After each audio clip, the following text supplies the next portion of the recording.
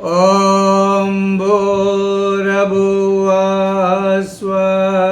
तत्सवितुर्वरेण्यं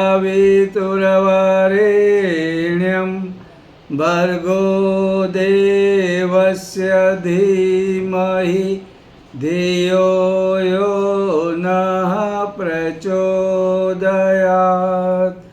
ॐ गुरुर्ब्रह्मा गुरुर्विष्णुः गुरुर्देवो महेश्वरः गुरुर्साक्षात् परब्रह्म तस्मै श्री गुरवे नमः।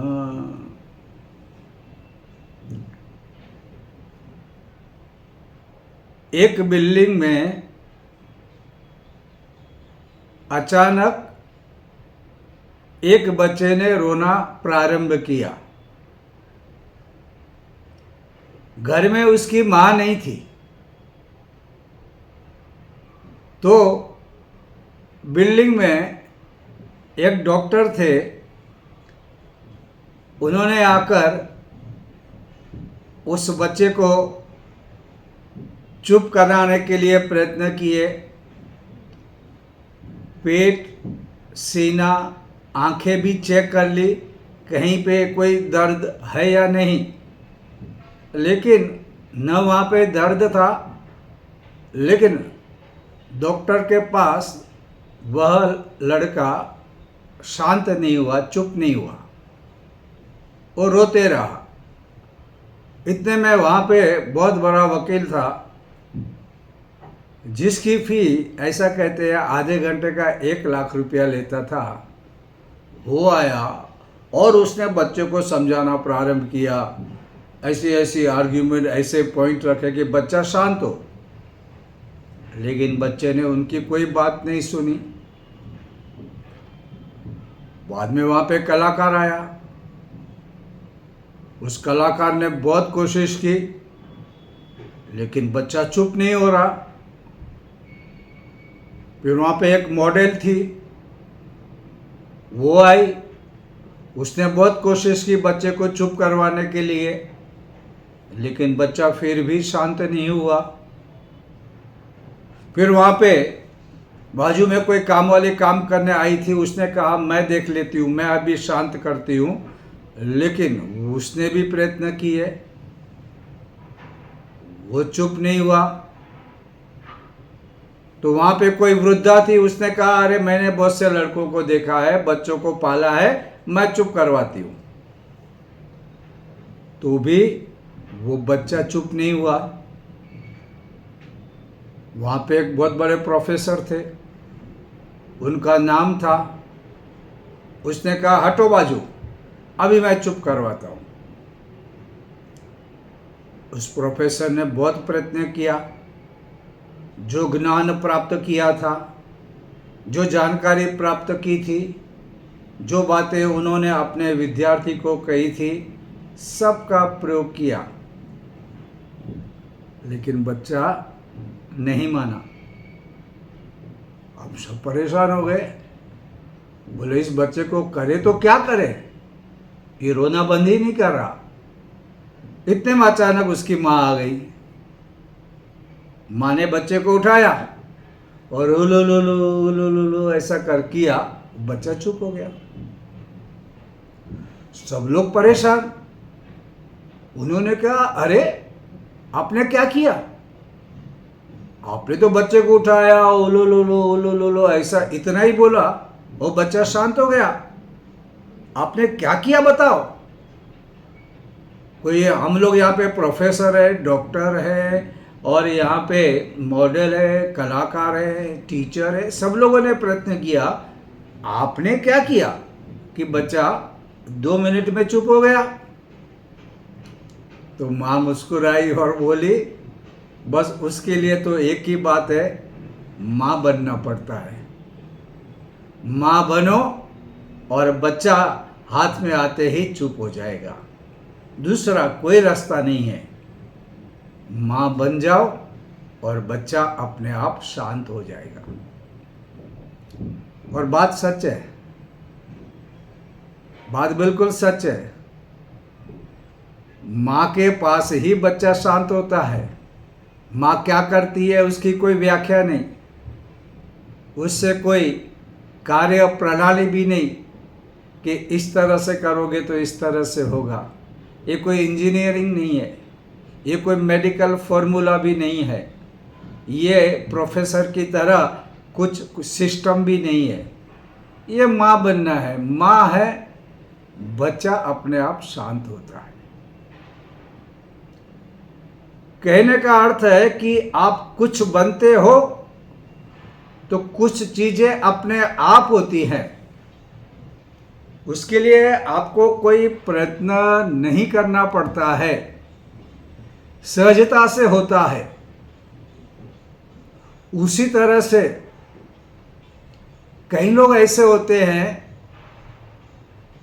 अध्यात्म में प्रवेश करते हैं, उनके लिए बहुत सारे क्रियाकलाप, कर्मकांड और कुछ सिस्टम अपनाते हैं, लेकिन जो सफलता चाहिए वो उन्हें नहीं मिलती। उसका कारण एक ही है, आत्मबोध नहीं हुआ। और बिना आत्मबोध, अच्छा अभी ये आत्मबोध शब्द कई लोगों को भारी लगता है। वो कहते हैं ये आत्मबोध इतना बड़ा भारी शब्द, ये कैसे हो सकता है, हम क्या कर सकते हैं? तो ये आत्मबोध कुछ बड़ी बात नहीं है। सीधे सरल बनो और अपने आप को जानो, अपना बोध करो, अपने आप को जानते जाओगे, वहाँ पे सरलता आएगी, सीधापन आएगा, भोलापन आएगा। और आप अगर अपने आप में एकाग्र रहोगे तो क्या हो जाएगा, आपको धीरे धीरे आत्मबोध आएगा और इसके बाद आपको सब कुछ मिलेगा। आप पाप और पुण्य के बारे में जागरूक हो जाएंगे तो आपको पता चलेगा कि आपको आगे क्या करना है। फिर आप जो करेंगे वो सही करेंगे। जैसे राम के बारे में कहते थे कि भगवान राम जो करते थे वो धर्म बन जाता था, जो भी करते थे वो धर्म बनता था। आत्मज्ञानी जो कुछ भी करता है वो भी धर्म बन जाता है। वो तुम्हारे पाप पुण्य ये तुम करते हो तुम्हारे हैं, वो भगवान कुछ तुम्हारे पाप पुण्य को पकड़ के नहीं रखते हैं। भगवद गीता में 5वें अध्याय में 15वां जो श्लोक है उसमें भगवान कृष्ण ने कहा है, नादते कस्यचित् पापम न चैव सुकृतं विभुः अज्ञानेन आवृतं ज्ञानं तेन मुह्यति जन्तवः। यानी कि परमात्मा किसी के पाप और पुण्य को लेते नहीं है, ये अज्ञान से ज्ञान ढक जाता है, इसलिए प्राणी को मोह होता है। अर्थात क्या हो गया, तुम जो कुछ भी करते हो वो तुम्हारी जिम्मेदारी है, और तुमको अच्छा काम करेंगे तो अच्छा, ये प्रकृति, ये तुम्हारा शरीर खुद ही तुमको प्रत्युत्तर उसका जवाब देगा। इसलिए जैसी करनी वैसा फल, आज नहीं तो निश्चय कल वाली बात को भूलना नहीं है। लोग न जाने ये बातें रोज करते रहते हैं और पाप भी इतने करते रहते हैं। हमको दया आती है कि ये इतने पाप कर रहे हैं तो कल इनका भविष्य क्या होगा। हालांकि सत्संग कर रहे हैं, बातें कर रहे हैं और बड़े प्यार से कहते हैं हम जैसा करेंगे वो हमको इधर ही भुगतना पड़ेगा। फिर भी वाणी से, व्यवहार से, कर्म से पाप करने में झिझकते नहीं। ये हकीकत है, क्योंकि इन्होंने आत्मशुद्धि नहीं की है, तो वो वही करेंगे जो उन्हें नहीं करना है। उन्हें सुख प्राप्त करना है, वो दुख को कमा रहे हैं। और ये जो पाप पुण्य की भाषा युद्ध के मैदान के लिए नहीं, घर में भी है।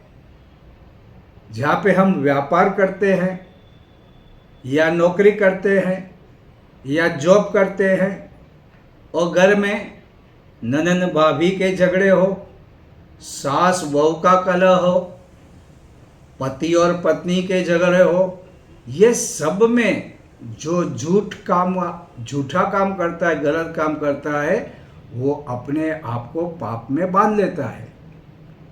क्योंकि उन्होंने बाहरी दिखावा तो कर लिया, तिलक तो लगा लिया, कंठी पहन ली, कपड़े भी पहन लिए, लेकिन आत्मशुद्धि नहीं की। और आत्मशुद्धि नहीं की तो वे वही गड़बड़ करेंगे, वही दुखी। अध्यात्म में जाने के बाद, भगवान के पास बैठने के बाद कौन दुखी हो सकता है? तो इतने दुखी क्यों दिख रहे हैं? गायत्री मंत्र बोलने के बाद सद्बुद्धि आनी चाहिए, तो लोग क्यों कलह करते दिखते हैं? क्या गायत्री मंत्र गलत है? क्या अध्यात्म के नियम गलत हैं? ये सब ठीक है, लेकिन हम लोग अपनी पात्रता को डेवलप करने में इंटरेस्ट ही नहीं है। हमको लगा हमको बोलने आ गया, और बोलने से अध्यात्म का क्या वास्ता? नेता लोग इतनी बड़ी बड़ी बातें करते हैं, क्या होता है? ऐसे आजकल कई ऐसे साधु आ जाते हैं, बड़े बड़े प्रवचन देते हैं, लाखों करोड़ों का धुआं होता है, बाद में क्या होता है? वहीं पे बखेड़े, वहीं पे कलह, वहीं पे विग्रह। ऐसा क्यों होता है? कोई भी अपने आप को, परम पूज्य गुरुदेव जब युग निर्माण की बात करते थे तो वो कहते थे कि हमारा शरीर स्वस्थ है, लेकिन हमारा मन भी स्वच्छ होना चाहिए, पवित्र होना चाहिए। ये पवित्रीकरण की जो क्रिया है, ये सिर्फ बोलने के लिए नहीं है, इसमें एक विशेषता है। जब हम पवित्र मन से मंत्र बोलते हैं तो जल में एक ऐसी विशेषता है, जल अपने गुण बदल लेता है, और वह बदला हुआ सद्गुणों से भरा जल पड़ता है। हमारा मन, हमारी पेशियां भी पवित्र होती है, जो सुख देती है।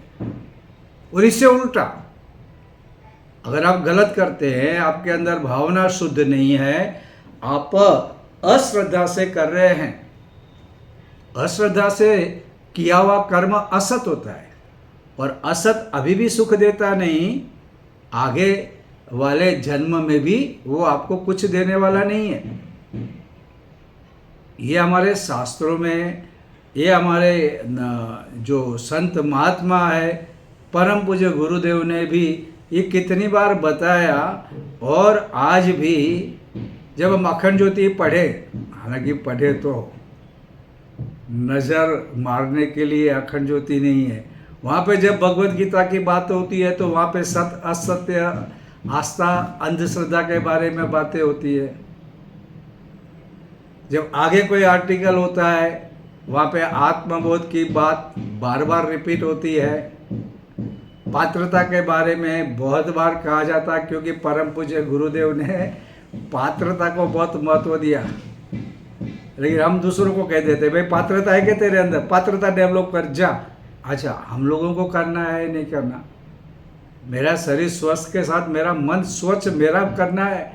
बदलेगा तो कौन बदलेगा? मुझे बदलना पहले है। दूसरों के बदलने की बातें करने का कोई अर्थ नहीं जब तक मैं ना बदलूं। और हम लोग ये बदलने के लिए कभी तैयारी नहीं करते हैं।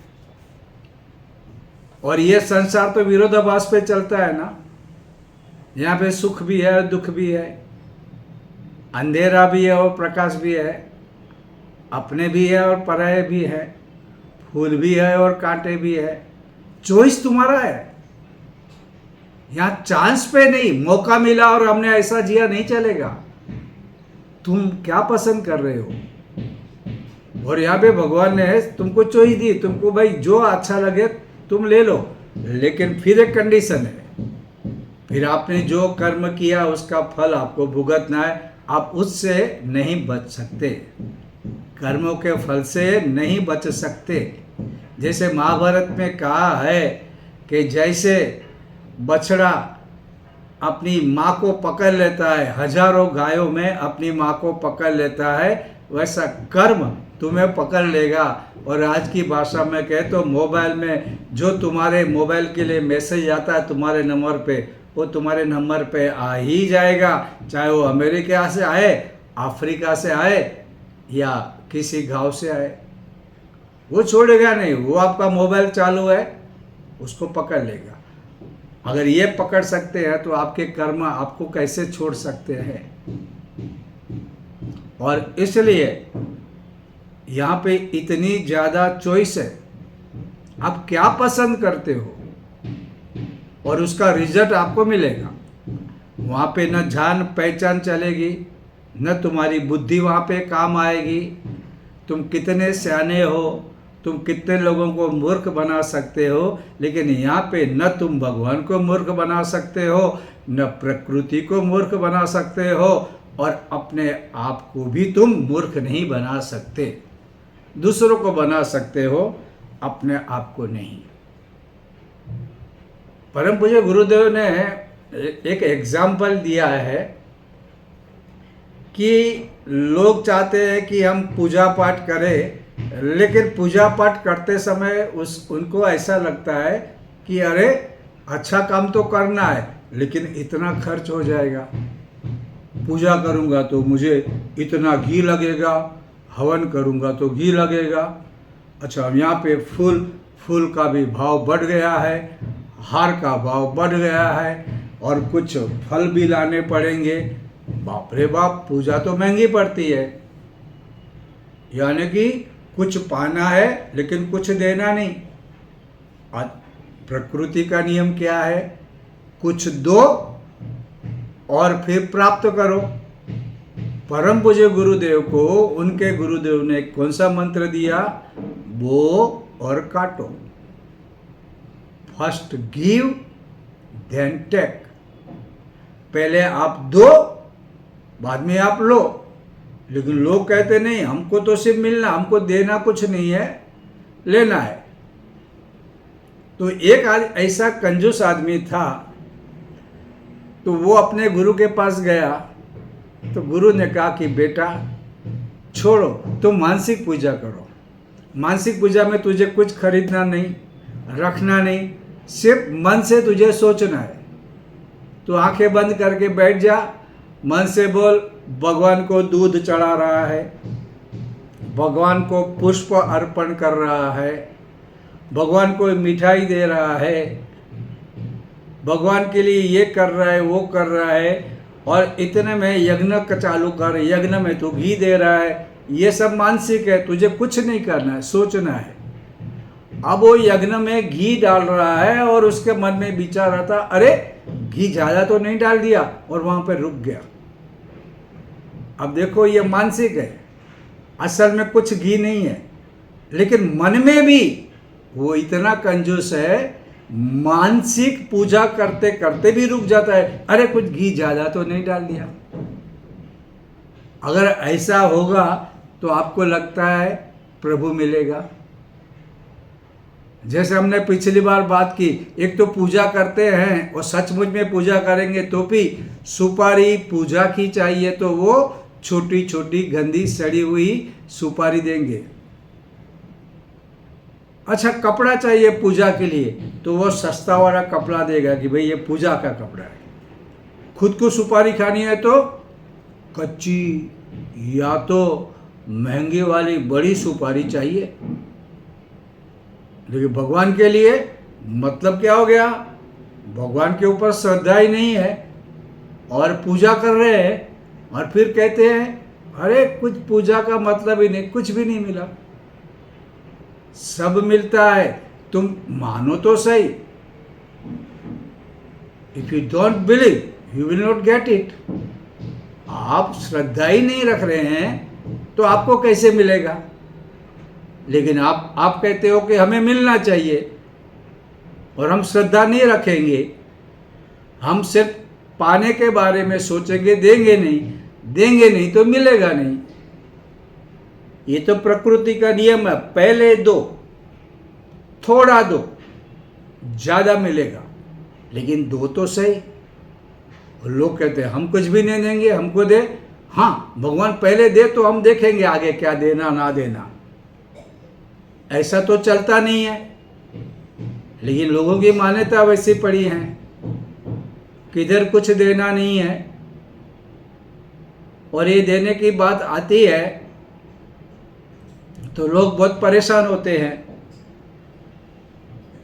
तो ये जो समृद्धि हमारे पास होती है, ये कैसी होती है कि भगवान तो आपको देने बैठा है, समृद्धि भी चाहे कुछ भी बोलो। एक बार एक गरीब आदमी अपने गुरु के पास गया ज्ञान की प्राप्ति के लिए। उन्होंने बहुत श्रम किया, गुरु की सेवा की।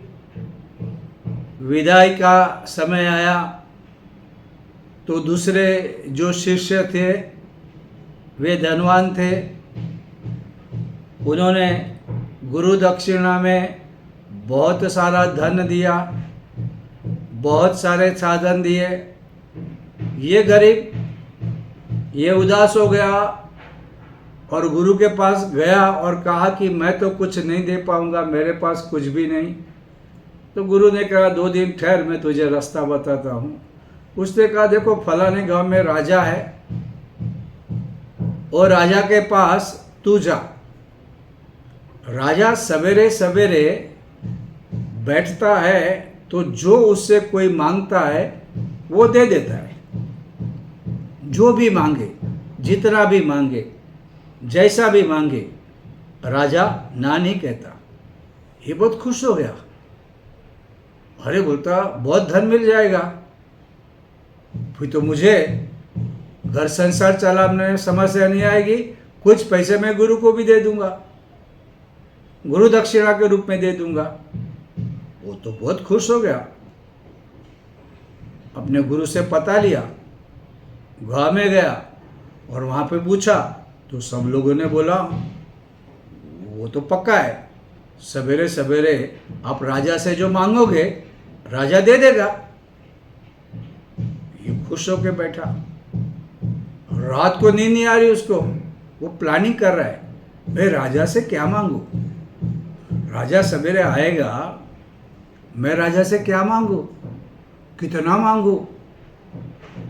वो रोज सोच सोच के सवेरे गया, कुछ प्लानिंग किया। जैसे ही राजा के पास गया उसको लालच लगी।